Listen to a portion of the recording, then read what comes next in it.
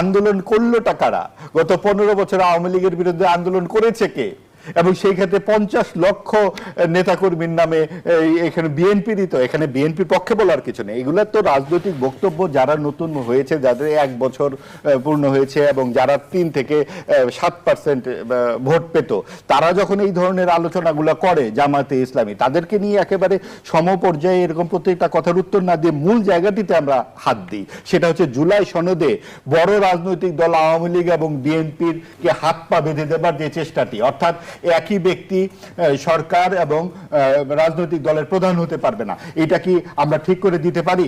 যুক্তরাষ্ট্র থেকে একজন লোক নিয়ে এলেন এবং তিনিই নাকি সংবিধান বিশেষজ্ঞ। তারা মিলে মাসের পর মাস আলোচনা করলেন এবং তারা বললেন এই 33টি রাজনৈতিক দল যা বলবে তাই হলো জাতীয় ঐক্যমত্য। অর্থাৎ জাতি বলতে এই 33টি রাজনৈতিক দলকেই বোঝায়, জাতির মধ্যে আর কেউ পড়ে না। কোন